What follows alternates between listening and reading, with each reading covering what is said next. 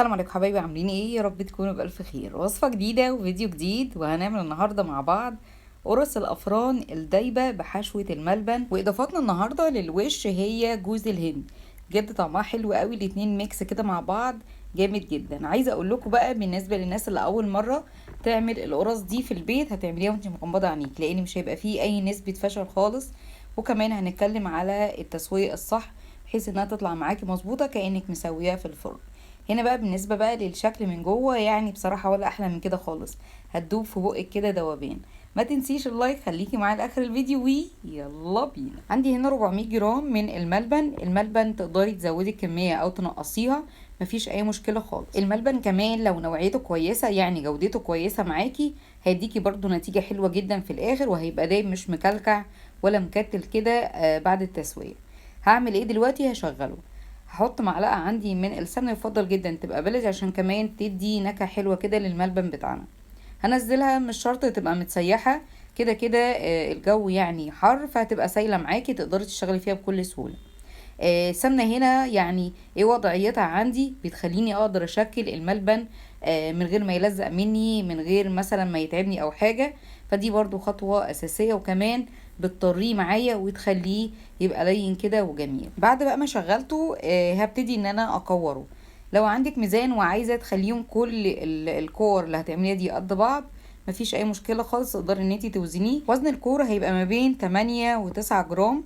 اكتر من كده هتبتدي ان انتي تزودي العجينه الاساسيه اللي هي بتاعه القرص نفسها، علشان برضو ما يطلعش مني بره العجينه، ما تبقاش العجينه صغيره والحشوه كبيره عليها، فدي طبعا هتبقى نتيجه مش عايزاها خالص. لازم ان برضو نوازن ما بين حجم الحشوه وحجم العجينه نفسها.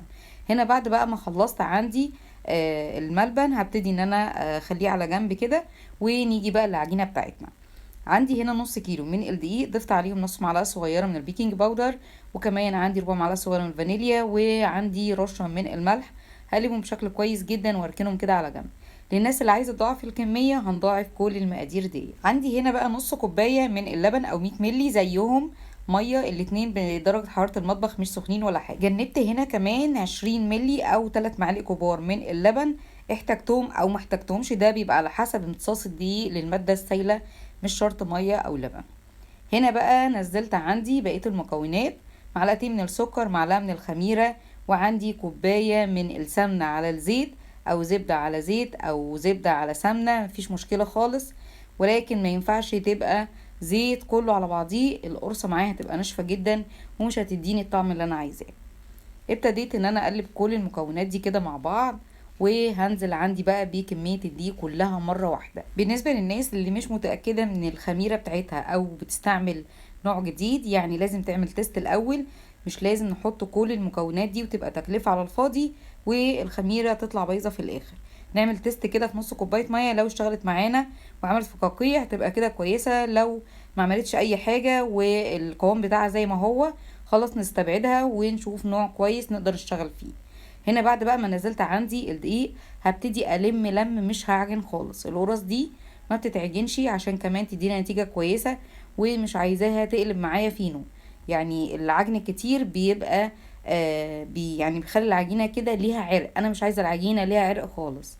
هنا بقى ببتدي زي ما انتم شايفين اجيب من تحت وفوق، بحيث العجينة كلها تبقى امتصت المادة السائلة بشكل كويس قوي، وكمان يبقى قوامها كله واحد. هنا بقى زي ما انتم شايفين ما عجنتيش خالص خالص، يعني ما حبيتش برضو اقطع عليكم المقطع، ومدة العجن بتهيالي ما زادتش عن دقيقة خالص. هنا بقى هبتدي اسيب عندي العجينة 5 دقايق بالظبط. احنا طبعا في الصيف مش عايزة العجينة تقعد خالص، بس تهدى كده عشان اقدر اشتغل فيها. زي ما بوريلكم كده العجينة عندي ما فيهاش اي عرق خالص، احنا ما عجناهاش. يعني الوقت اللي انتوا شفتوه ده هو اللي انا لميت فيه العجينه زي ما انتم شايفين بصراحه حلوه وطريه جدا. وعايزه اقول لكم ما احتجتش لل20 ملي اللي انا جنبتهم على جنب بتوع اللبن، هما بس اللي احتاجتهم النهارده نص كوبايه من الميه ونص كوبايه من اللبن، يعني 200 ملي او كوبايه.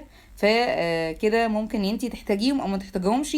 انا حبيت ان انا برضو اوضح لك الخطوه دي، واقول لك مش كل دقيق زي التاني. بالنسبه بقى لتغطيه الوش، عندي ربع كوبايه من اللبن، وحطيت عليهم كيس كده من الفانيليا، بيديني ريحه حلوه قوي. بدوبهم بشكل كويس جدا زي ما انتم شايفين. ونيجي بقى للعجينه بتاعتنا بعد ما ريحت بس ال5 دقايق. انا مش عايزه تخمير خالص. كمان سبتها كده مكشوفه ما غطيتهاش. هنا بقى ببتدي اوزن العجينه اللي عندي. لو عندك ميزان تقدري تشتغلي فيه، كل كوره او كل قرصه هتبقى عندك 20 جرام، معاكي لغايه 25 جرام. اكتر من كده هتبقى كبيره قوي، مش هتديك الحجم اللي احنا بنشوفه بره. لو ما عندكيش بقى ميزان خلاص بيبقى بالعين كده، وتقدري توازني ما بين عدد القرصات بتاعتك، عايزاهم بقى كتير او قليل مفيش مشكله. ولكن النص كيلو عندي من الدقيق عمل لي 39 قرصه من اللي انتوا شايفينهم دول، او اللي انتوا شفتوهم في اول الفيديو. بجد يعني كميه كويسه قوي من نص كيلو، والمكونات يعني ما ارهقتناش كتير، نقدر نعملها ونوفر كتير قوي من اللي احنا بنشتريهم بره. بعد طبعا ما قرصتهم وابتديت ان انا اكورهم، لعلى ما خلصت الكمية كده تكوير، ابتديت يعني اخد من اول حاجة اشتغلت فيها ما ريحتهاش، وحتى كمان ما غطيتهاش ولا اي حاجة. هبتدي ان اشتغل فيها على طول. الحاجات اللي انا عملتها النهاردة دي مش هعملها في الشتاء. يعني انا ما ريحتش العجينة، لا لازم اريحها في الشتاء. ما غطيتش العجينة، لازم اغطيها في الشتاء. لكن انا بتكلم ان الايام ديت حر قوي، فالعجينة مش محتاجة انها تستريح وقت طويل. زي ما انتم شايفين بقى العجينة عندي بصراحة مريحة جدا وطرية وجميلة كده، ومش هتتعبك خالص، وتقدري تشتغلي فيها وانتي بصراحة مبسوطة. هتخلصي الكمية بسرعة جدا، مش هتحسي بيها. بجيب بقى عندي العجينة، بفتح العجينة من تحت، يعني من ظهر العجينة مش من وشها. والمفروض ان انا ما رفعهاش قوي، يعني اخليها يعني سمكها كويس عشان الحشوة ما تطلعش مني. كمان لما بحط الحشو اهم حاجة ان انا اقفل بشكل كويس جدا. وبعد ما بقفل بحط في اللبن، ومن اللبن على الجوز الهند. اقدر بقى اغير الحشوة بتاعتي من ملبن لعجوة، مفيش مشكلة. ممكن اخليها بالجوز الهند، وممكن كمان اخليها سادة. دي كلها تبقى اختيارات بالنسبة لي، ولكن في الاخر النتيجة هتبقى بصراحة مرضية ليكي جدا. انا طبعا بخلص عندي الكمية كلها. عايزه اقولك ما خدتش وقت كتير، يعني مجرد بس الوقت بتاع التخمير والعجن وبقية التشكيل ده، وكانت خلصت معايا، ما اخدتش وقت خالص. بعد بقى ما خلصت تشكيل اول صينيه زي ما انتم شايفين بالشكل ده، ما دهنتش بالمناسبه الصينيه اي ماده دهنيه خالص، لا الصواني تيفال ولا حتى الصواني الالومنيوم. نتكلم بقى على خطوه التسويه. مبدئيا كده بشغل عندي الفرن على درجه حراره 180 كده، يسخن لمده 10 دقايق الاول. بعد كده بدخل عندي الصينيه في الرف اللي في النص، ببقى مشغله من تحت بس لحد ما بتاخد معايا لون كويس. وبعد كده بشغل عندي الشوايه كده على الهادي خالص، علشان الجوز الهندي دي ما تتحرقش مني. وبرده اخلي بالي كل شويه كده اغير الصينيه يمين وشمال لحد ما تاخد معايا اللون الحلو اللي انتوا شايفينه ده، لون موحد من تحت ومن فوق. بصراحه نتيجه كويسه جدا. بالنسبه بقى للوقت اللي بتاخده في الفرن، من 18 ل 20 دقيقه، وبتطلع بالشكل الجميل جدا اللي انتوا شايفينه ده. ويا رب كده يكون الفيديو عجبكم النهارده، وما تنسوش اللايك والاشتراك، وللمتابعه فعلى زر الجرس على الكل علشان يوصلكوا كل الفيديوهات الجديدة. وسلام عليكم.